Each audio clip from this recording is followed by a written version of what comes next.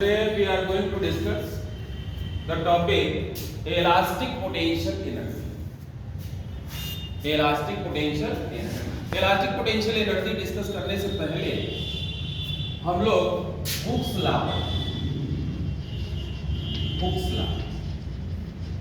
अभी हमने बताया किसी स्प्रिंग को हम स्ट्रेच करें, ये नॉर्मल स्प्रिंग है, इसको हम स्ट्रेच कर दे रहे हैं या इसको कंप्रेस कर रहे हैं, दोनों ही कंडीशन में क्या हो, ये नॉर्मल लेंथ है इसकी, आपने इसको स्ट्रेच कर दिया और जब स्ट्रेच करोगे सपोज कर लीजिए कि x एक्सटेंशन आपने राइट डायरेक्शन में दिया हुआ, तो इसमें फोर्स लगेगा left means opposite to the extension. ये जो फोर्स है ये इसको वापस इसकी ओरिजिनल पोजीशन में रिटर्न बैक करने की कोशिश कर रहा है। That's why this force is called restoring force. कौन सा फोर्स है ये? Restoring force. लेकिन अगर इसको हम कंप्रेस कर दे रहे हैं, इसको हम कंप्रेस कर दे रहे हैं, इसकी लेंथ को शॉर्ट कर दिया हमने कंप्रेस कितना किया? हमने x कंप्रेशन दिया इसको, तो फिर इसके अगेंस्ट ये रिस्टोरिंग फोर्स लग रहा है। According to Hooke's law, this restoring force is directly proportional to the negative of extension or compression producing the spring within the elastic limit. अब इसको इक्वालिटी में कन्वर्ट करेंगे तो F is equal to minus Kx. What is K? K is a constant. K is a called Hooke's constant.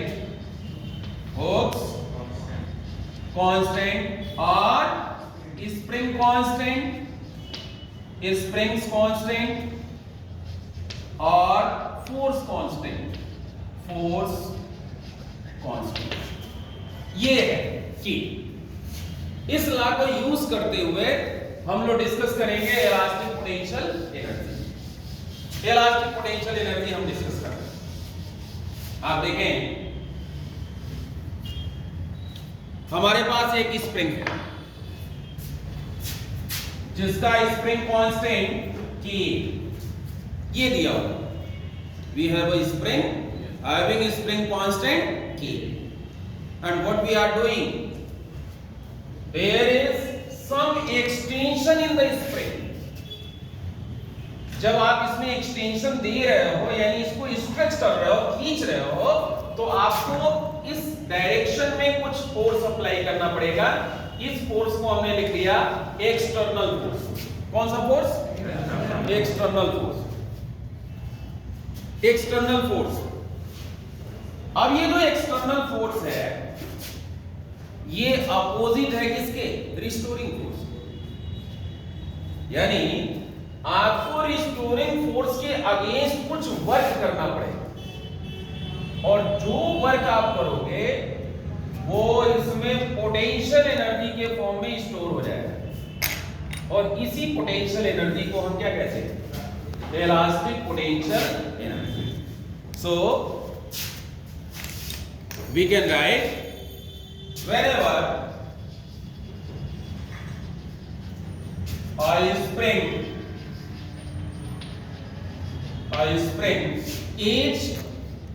is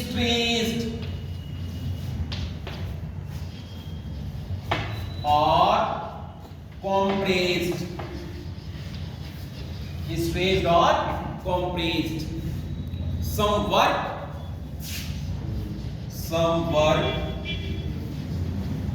is to be done,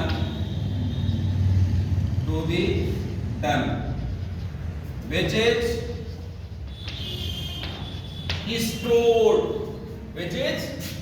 stored in the form of elastic potential energy. This we have to find. Elastic potential energy we have to find.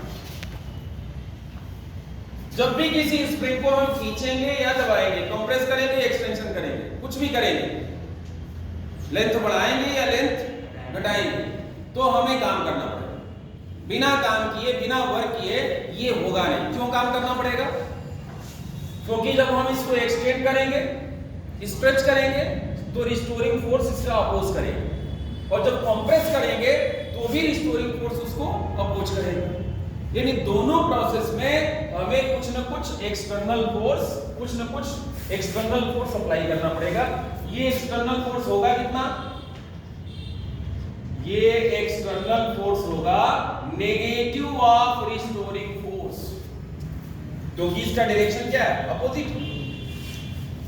जब आप खींच रहे हो, right direction है external force का, restoring force क्या है? Left में। जब आप कंप्रेस करोगे तो रिस्टोरिंग फोर्स क्या होगा? अपोजिट होगा। तो इन दोनों केसेस में आप देख रहे हो कि external force is equal to negative of restoring force, but by Hooke's law. Hooke's law क्या कहता है? Hooke's law, you know, F is equal to minus kx। कितना है?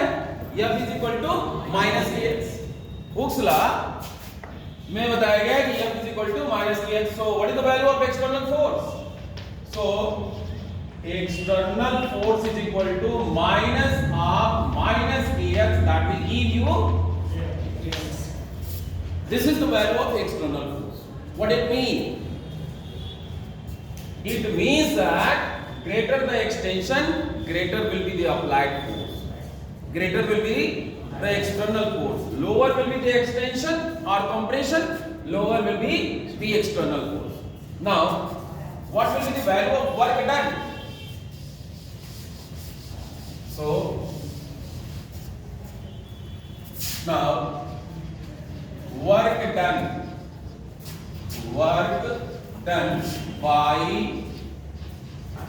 the external force, work done by the external force during small extension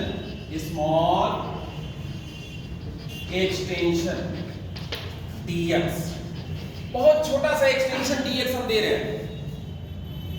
इस process में work done क्या होगा? You know, F dx, actually F external dx। क्यों ऐसा क्यों हमने लिया? हमने स्मॉल एक्सटेंशन क्यों लिया? क्योंकि ये वेरिएबल फोर्स का प्रॉब्लम है। कैसा प्रॉब्लम है? वेरिएबल फोर्स का। स्मॉल एक्सटेंशन में फोर्स की वैल्यू अलग है, और जब आपने एक्सटेंशन जो है जब बढ़ाते जा रहे हो तो फोर्स चेंज होता रहेगा। तो हमने इतना एक्सटेंशन लिया है जिसमें नियरली जो एक्सटर्नल फोर्स है वो चेंज ना हो, इसलिए हमने ये लिया। और एक्सटर्नल फोर्स और डिस्प्लेसमेंट दोनों सेम डायरेक्शन में। जैसे इस बॉडी को हमने स्लाइटली डिस्प्लेस किया, कितना? dx। तो स्लाइट डिस्प्लेसमेंट में हम नियरली, हालांकि चेंज होगा लेकिन नियरली हम ये मान रहे हैं कि एक्सटर्नल फोर्स क्या होगा? वही होगा। ये फार्मूला हमने यूज कर लिया। ये क्या हो जाएगा? F external is equal to, you know, kx. F external is equal to, and this is what? dx. So this is the value of work done during a small extension. Now what we have to find? Now total work done. Total work done. Total work done क्या कर रहे हैं हमने? x is equal to 0 से x तक extension में हमें कितना वर्क करना पड़ेगा? स्मॉल एक्सटेंशन में तो इतना वर्क करना पड़ रहा है, तो टोटल वर्क डन कितना होगा? w is equal to integration kx dx from limit 0 to x। ये हमने change in length of spring initially क्या है? 0, और यहाँ पे चेंज इन लेंथ कितनी है? x। तो 0 से लेके x तक हमने इंटीग्रेट कर दिया, तो टोटल वर्क डन मिल जाएगा। ये वैल्यू क्या हो सकती है? कि कांस्टेंट है, और integration x dx means x का पावर क्या है यहाँ पे? 1 plus 1 upon 1 plus 1 and the limit is 0 to x, तो जीरो लिमिट है यानी ये वैल्यू वही रहेगी, ये वैल्यू आ जाएगी 1/2 kx square, x square minus 0 square that is equal to x square. अब आप देखें हमने डेफिनेशन क्या दिया हुआ था, हमने डेफिनेशन ये दिया हुआ था कि जब कभी हम किसी स्प्रिंग को खींचते हैं या कंप्रेस करते हैं, दबाते हैं, तो दोनों ही प्रोसेस में हमें वर्क करना पड़ता है और वो वर्क इसमें पोटेंशियल एनर्जी के फॉर्म में स्टोर हो जाता है। That potential energy is what? Elastic potential energy. वही पोटेंशियल एनर्जी क्या है? इलास्टिक पोटेंशियल एनर्जी है। So by definition of elastic potential energy U is equal to W, therefore U is equal to potential energy is equal to 1/2 kx। आप ये देख रहे हो कि अगर हम x और पोटेंशियल एनर्जी में ग्राफ प्लॉट करें तो जब x की वैल्यू 0 होगी पोटेंशियल एनर्जी क्या होगी? 0 होगी। और जैसे जैसे x की वैल्यू को इंक्रीज करेंगे पोटेंशियल एनर्जी भी क्या होगी? इंक्रीज होगी। तो ये U है। आप राइट साइड में देखोगे तो आपको एक पैराबोलिक ग्राफ मिलेगा। इसी तरह से कंप्रेस करने पे भी ये ग्राफ ऐसा ही मिलेगा, ये पैराबोला।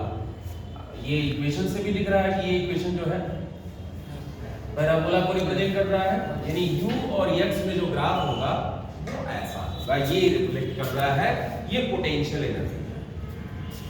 और इसी का जो जस्ट रिवर्स ग्राफ होगा ये देखिए, ये काइनेटिक एनर्जी का होगा, ये काइनेटिक एनर्जी का ग्राफ, यानी जब पोटेंशियल एनर्जी 0 होगी तो काइनेटिक एनर्जी क्या होगी? मैक्सिमम होगी। और जब पोटेंशियल एनर्जी मैक्सिमम होगी तो काइनेटिक एनर्जी उस समय क्या होगी? इन दोनों को अगर हम ऐड कर दें, देखिए ये मैक्सिमम है ये मिनिमम है, दोनों को ऐड कर दें तो ये मिल जाएगा total energy. This one is total energy, this one is potential energy, this one is kinetic energy, and this one is, that's all. Thanks.